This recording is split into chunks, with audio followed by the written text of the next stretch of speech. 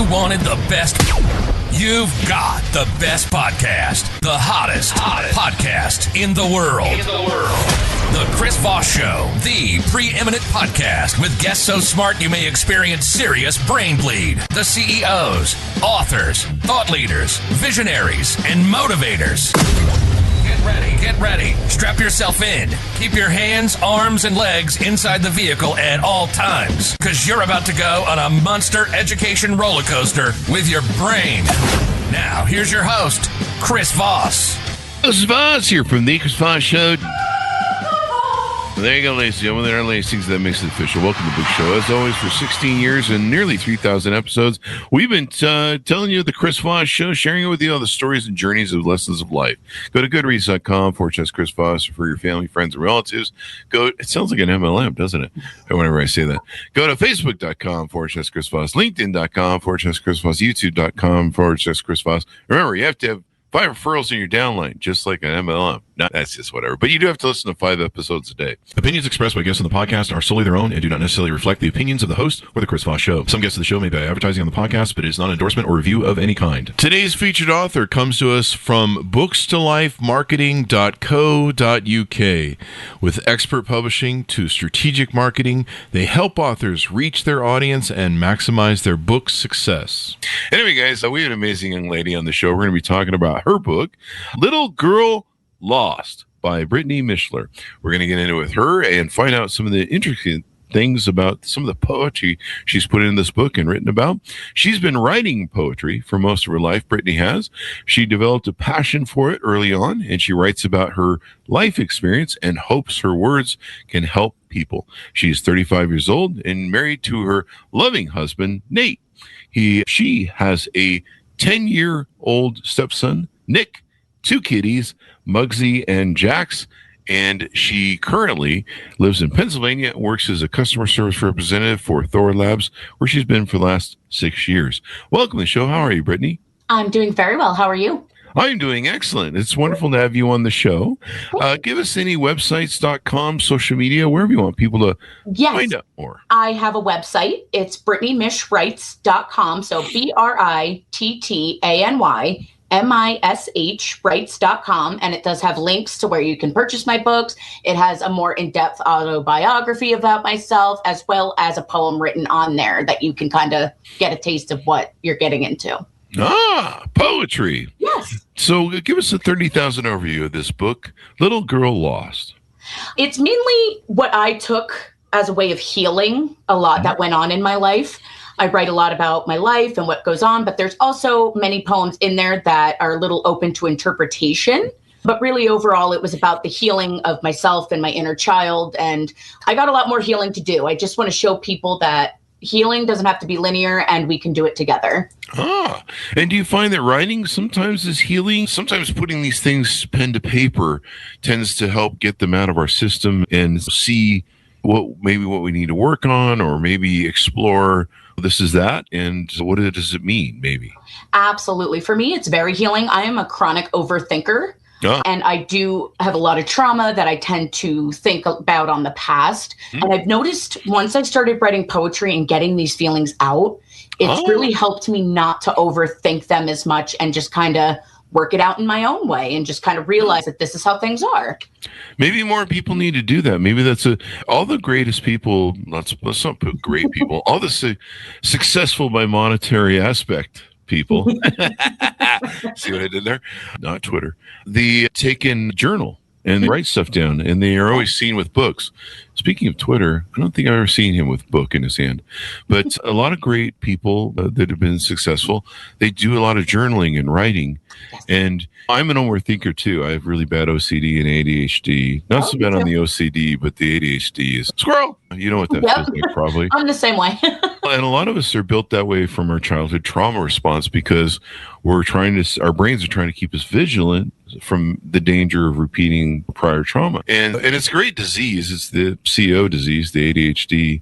A lot of CEOs have it, and it makes it so we can be maniacal, Machiavellian leaders. One of the things that used to drive me mental is at night, my brain would just beat me up trying to sleep about all the stuff I'd have to do the next morning. If I had to fire somebody or write somebody up or whatever, I would literally have dreams about my business meetings the next day.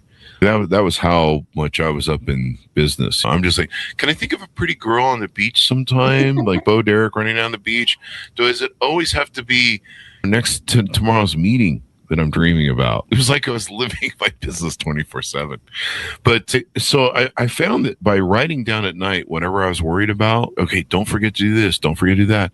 And by keeping a notepad beside my bed and writing it down, it made that brain go, okay, he's got that on paper. So Idiot Boy's not going to forget it. And I found that was real calming of the mind. So I'm glad you found that too. Absolutely. I also struggle with ADHD as well as many mental bipolar anxiety. And I do have a journal that I write in constantly to get all those feelings out because I also have borderline personality disorder. So certain things can be misconstrued. Yeah. But also with lists, I do all of that. I just feel like writing in any capacity basically heals me and solves many problems. Can I ask you this? Because we talk a lot about trauma and we talk a lot about psychology on the show and mental psychology. And I think you've found an excellent outlet for dealing with these issues.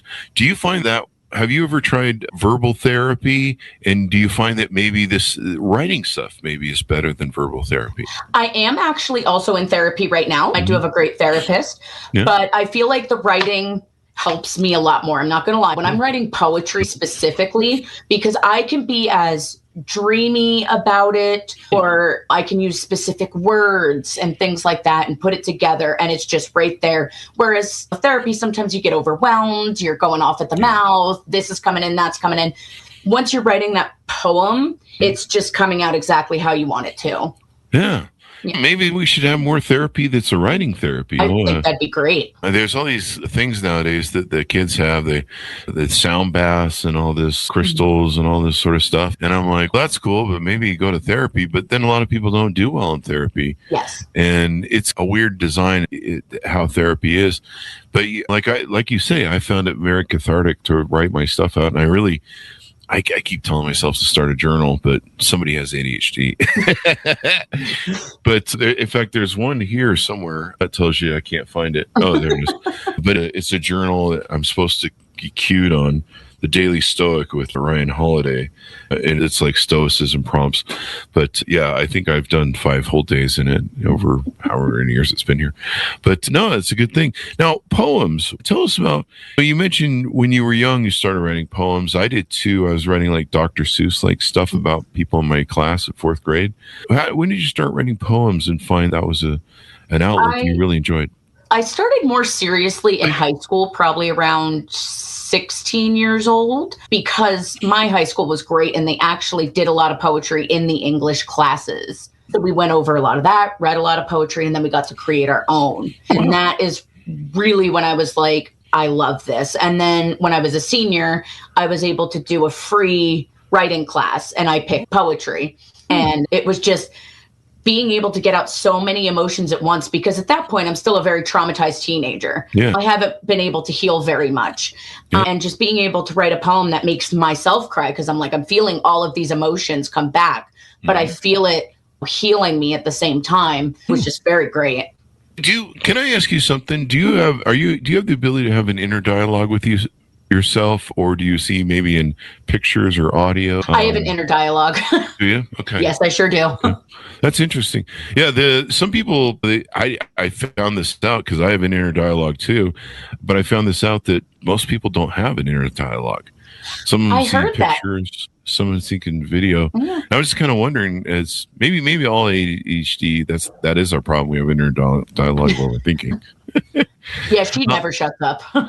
Yeah, that's you gotta love that brain. Yeah, sometimes you have to anesthetize with some sleeping pills, but other than that, or some edibles. So, in this book, Little Girl Lost, this is a collection of poems. Do you want to tell us how many, the amount of the poems, or maybe some of the setup, and how do you delve out the book? I don't know. I just kind of went by. It's a very weird process for me. I always just go by my favorite poem and just kind of go towards the end. I like to have the least ones in the middle and then build it up to the end. I like the best one in the back. But every time I write, it's just such a free-flowing process for me. I don't have a distinct way I go about it. That's the great thing about free verse poetry, is that you don't need any rhyming scheme. You don't need any correct way to go about it. It's just whatever comes out and how you fit it in there, as long as you're speaking poetically. So I don't really have any distinct way that I go about that.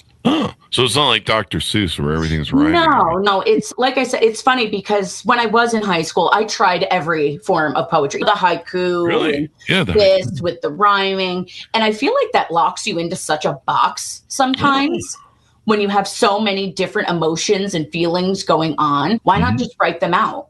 So you just write them out, and that's the great thing about free verse poetry. This is a great thing I'm going to suggest to people, because sometimes I've had people say, I just don't do talk therapy well. And it's one size doesn't fit all when it comes to repairing trauma and dealing with issues. And yeah. Is there a favorite poem or a hard poem that it was to write in the book and talk about? Tell us about maybe some of the ones you liked or enjoyed or found were cathartic and helpful. Yes. The hardest were definitely Lynn, and then also Where Is Your God? Lynn was rough because it was about my mother and dealing with her as she was in the hospital. She had ended up in a vegetative state, and just how depressing hospitals can be when you're waiting for something to happen that you know is not going to happen. Yeah. And how hard it is to watch somebody that was there for you all those times not know who you are anymore. I was very close to my mother. She was my best friend. So that was definitely the hardest for me, I think. Yeah. And I'm going through that now with my sister, where she's disappearing in dementia from MS. Yeah. And been in a care center for a long time. And yeah, it's heartbreaking. Yeah. It's to watch someone disappear and that doesn't know you anymore. And then they're usually very confused and upset because their world is that way. So it's quite an interesting thing to go through. Now this is your first poem book? Yes, this is my first book. Yeah. And then do you have some more I think you're working on, I believe? I sure do. I have started shopping around for publishers as well as getting everything into place. I have a lot of poems. I had a lot of trauma in my life, and I have a lot more healing to do, I believe. But the next one's going to be called Fall from Grace. I already have it started with, if not as many poems, more poems than Little Girl Lost. And I think it gets a little deeper. It was like I was playing it safe a little on Little Girl Lost because I knew my family was going to read it. You know what I mean? I didn't know what people were going to think about me. Fall from Grace is a little bit more like, this is how it is, and this is how I'm healing, and you get all the good parts with the bad. So it's going to go a little deeper even. Hey, man, your healing journey. Am I dyslexic? Probably. Your healing journey is your business, man. Yes. People need to give you some grace to a certain degree, unless you're running people over with a car. No, not doing that. Yeah, the judge says I can't do that anymore. But for the most part, this is what happened to you and how to reconcile it. And people need to respect that. Exactly. I think we all go through trauma. I think the whole world needs to go through therapy after COVID, and maybe what else is going on. But I think we lost it over COVID, really, at this point. Looking back, I'm really starting to think that it was a serious break in our society. Yeah. But it is what it is. May live in interesting times, say the Chinese. Now, did you find this pretty healing for you? Did this sometimes... before I have you answer that, let me set this up a little bit more. So I remember watching, it was the Michael Jackson story documentary of the two boys, and I forget what, Leaving Neverland is what it was called. And it was after this movie played, there was a thing where Oprah interviewed them personally after the show, the big premiere. And there was a guy who got up, and he had been an NFL star, huge, big NFL guy. And he talked about how he'd been molested by a police officer in his neighborhood, and those are people of trust. And he held it in for so many years, it became like poison. It was destroying himself. It was destroying his life. And it wasn't until he wrote his book and he finally told what he'd been carrying all these years. And he said, man, you got to get it out. You've got to talk about this stuff, because if you hold it in, it's like basically holding in poison, and you won't feel, you won't start to normalize until you open up and say, hey, this is what I'm dealing with. And then you find you're not alone. You find probably other people are going to be inspired by your book on some of the things maybe they've gone through and the cathartic moments and then recovery. Do you find that's maybe what you experience as well? Yes. It was very, like I said, very healing for me in the sense too that I have been known to act out in certain ways with drugs and this and that and the other and cutting, self-harm. Yeah. And instead of doing those things, I looked deeper inside and was able to write them down and get them out. And I really do hope that people can read this and they can be like, oh, this really hits home. The best thing I ever heard is when my mother-in-law read it. And she was very honest with me. And she said, it reminds me a lot of the stuff that happened in my lifetime. Wow. And I said, good, get it out. You know what I mean? Why are you holding it in? It's not doing anyone good to hold it in. Like you said, it's poisonous. It's bad for you. It causes you to act out. It causes you to treat people in particular ways. Everybody should get it out. And I just really hope that people will read this and be like, this sounds like me. Yeah. And I just want people really to know that they don't have to heal alone. That's what I wanted, particularly in the beginning. I didn't want to heal alone. I think we're better as a group. We're better when we're trying together and just putting it out there that I'm like this. There's many other people like this. Maybe you'll get something out of it. Yeah. A lot of people experience trauma from a lot of different variations. There's big T trauma and little T trauma, and not to minimize people's trauma, but there are certain levels to it and impacts that it makes across a lifetime. This is the beauty of sharing stories, and why we love the show is because people share their cathartic moments. And there's so many people, especially when you write a book, that you'll be able to touch and inspire and help and sometimes save. And you may not meet those people all the time, or they may not tell you what they went through. But sometimes people come up to you and they'll be like, yeah, I read your book and wow, you saved my life with that thing. And you're like, wow, I didn't know that would make that big of a difference, but wow, that's cool. There's a story behind Where's My Mind. Do you want to tease a little bit of that out to us? So Where's My Mind started from very weird dreams that I had. And that was all it was. I had taken so much, and Where's My God and Lynn and This Is Everything was all about my life, my past, what's going on. I needed something kind of simple to go in between to break up how harsh reality can be. And it was just simple ideas that I would literally wake up and I'm like, man, that was the weirdest dream I've ever had. But I remembered the whole thing, which is so rare, that I was like, I need to write this down and it needs to become something. And I even have continuations of it, I think going up to poem 4, 5, 6 in the next book of Where Is My Mind? Yeah. It's, what do you hope people come away with when they read your book? Just that realizing that they're not alone in the world, that, like you said, trauma happens to everyone. We all heal a little differently. Just, even though my healing way has been writing, it can be any art for any person. You know what I mean? As long as anybody gets into art and they're healing in that particular way, I want them to take away that they're not alone. We're all healing and we're all trying to do the best that we can. There's a lot of unhealed people out there and they're still dealing with generational trauma and this, that, and the other. And I think they need to step away from that and just learn that we're all in this together.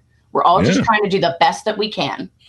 Do the best that we can. Yeah. And that's all anyone's trying to do. But knowing that you're not alone, a lot of people, they isolate when they go through cathartic moments. They self-flagellate. They're like, why me? The world hates me. The universe hates me, whatever. All bad things always happen to me. And sometimes it's easy to find yourself wallowing in the mud pit. But the only way out is to get up and walk out. I always joke about, I call it the pig pit, the mud pit. If you've ever been to a farm, like when I was a kid, my friend used to have a pig farm.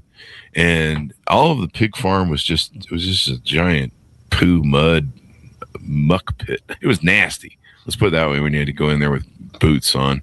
And there's some people that they just spend all their time rolling in there going, hey man, I'm miserable and I got this going on. And you're just like, hey man, if you just get in the mud pit, quit rolling in it, you might make some progress somewhere.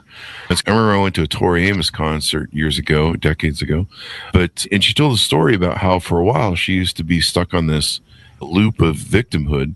And she was like, one of her friends came to her and said, hey, get off the cross. We need the wood. And basically the implication of that is you put yourself on the cross. We're all seeing you, what you're doing. Get off the cross, man. We got to make some progress here. Well, I know I was like that very heavily when I was younger because I had bipolar disorder with high anxiety, all that. I was diagnosed when I was 12 with bipolar, but my mother chose not to medicate me because she was not medicated for hers. See, that's the generational trauma we go through. And I was very stuck in that way why is this happening to me? Why are they hitting me? Why am I getting yelled at? But it was very, and I think that's why the writing when I was in high school came out so much, because it was like, oh, it doesn't have to be all about me anymore. I could push it out to someone else now and they can read about it and it could be on them too. Yeah. Yeah. And it's great to process this and understand it and get all the healing and stuff. It's really healthy for people. Good on you and good on sharing your message. I've told this story a lot of times on the podcast. When my first dog died, it was instant. It was 30 minutes of a seizure and then it was done. I had to take her to the hospital to have them finalize it. And so it was actually a little bit longer experience, but still she was gone within probably minutes. The heat from the thing, they said, pretty much cooked her. And it was a shock. It was a huge shock. I never had anything die or anyone die around me that was close to me for 27 years, I think it was. And so I had no buildup for being ready for that. And I wrote this big, long, lengthy soul bleed out, a wreckage thing for saying, telling people that she died. A lot of people on Facebook follow my dogs. And I remember sitting with it for a half an hour, 45 minutes going, I don't want to publish this. This is too personal. This is too scary. No one's going to give a shit about this. They're going to be like, boo-hoo, whatever, your dog died, man. And I sat with it and I was like, I don't know, drinking myself to death that night or trying to. And finally, I just got tired and worn down and was ready to pass out. And I just finally hit send. And then I was like, should I not? I'm like, I just don't give a fuck. I hope I don't wake up in the morning anyway. I drank a lot of vodka. And the next morning, people were calling me and writing me and trying to check on my health. But it changed so many people's lives when I wrote. I had all these people writing in the comments. They're like, yeah, I realized through your self-crucifixion or whatever you want to call it, that I hadn't gotten closure with my dog dying. I hadn't got closure with my dad or my mom dying. And you helped me get there. I'm crying too now because you helped me get through, realize that I hadn't got closure and I could live through what you bled out on the page. And that was real powerful. People still remember that to this day. That thing was in 2014, I think it was. People still come up to me this day and you go, man, that post you wrote really saved me. And I thought it was selfish. That's why I didn't want to share it. I was like, this is just a total selfish me thing. People are going to be like, what the fuck, dude? But no, man, it was sharing that journey and then having other people realize they weren't alone and me really realizing I was alone. And the power of just sharing our stories, right? Yeah. That was one of my biggest things too for continuing writing. When I had gotten to college, I was in an honors program for poetry. And I had a poetry teacher that absolutely loved me the first year, thought everything I made was great. And then the second year, I had gone through a lot that summer, more traumatic events, and I started writing about that. And he had come back to me and said, it's too personal. Nobody's going to like this. Really? That's exactly what he said. It's too personal. Yes. It's too personal. I did end up dropping out of that because college just wasn't for me. But that was a big reason why I wrote the book too, with a lot of my life stories in it. You're basically saying no one's going to care. Let's see how much no one cares. You know what I mean? When they're going to all like it and they're going to be like, this reminds me of me. And this is something about trauma healing and everything like that. So that was a big stick to him, I think. And that was a big reason why I continued writing. So I guess thanks to him in the end. Yeah. And that's interesting because that's how I was thinking in my brain. No one's going to want to read Chris Voss's Boo-hoo, your dog. Everybody has dog eyes. No one. And I never really experienced what the whole thing was about in death. And it was really hard for the first time in 27 years to not have a kind of callous to death. Everyone experiences that throughout their life. And I just had this long run. I was starting to think my dogs are going to live forever. But sharing the stories of our journey, that's what we do on the Chris Voss Show. That's what the authors do that come here and tell stories, novels, or fiction, nonfiction, whatever. Sharing the stories, those are the fabric of life. I mean, collecting stories, sharing them. You learn that you're not alone and that you're like, hey, somebody else went through this crisis. And they found a blueprint. They found a way to get out of this crisis or cathartic moment, and they survived.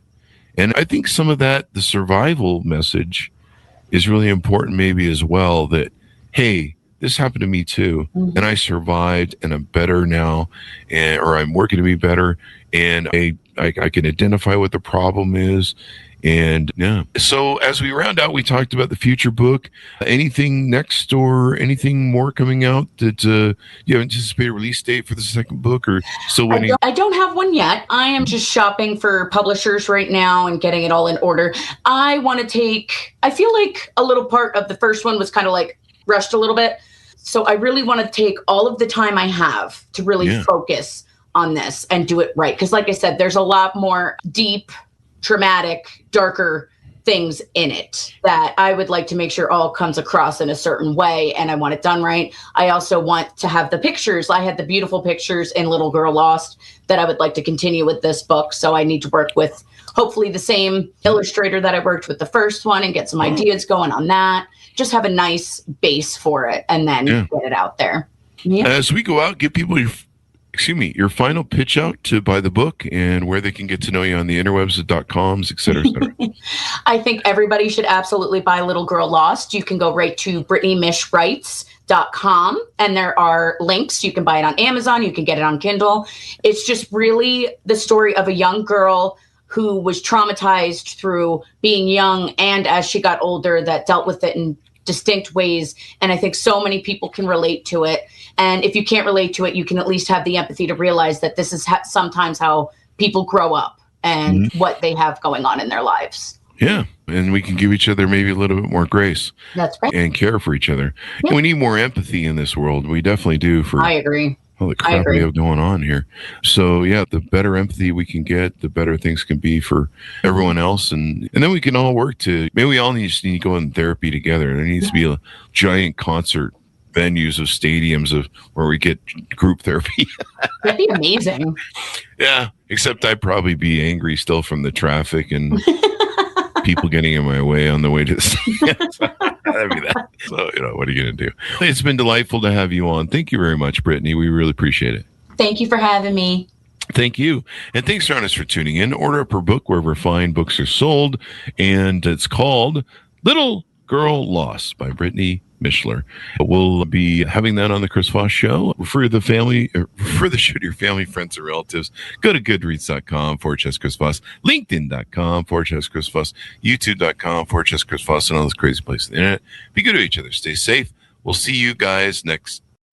You've been listening to the most amazing, intelligent podcast ever made to improve your brain and your life. Warning, consuming too much of the Chris Voss Show podcast can lead to people thinking you're smarter, younger, and irresistible sexy. Consume in regularly moderated amounts. Consult a doctor for any resulting brain bleed.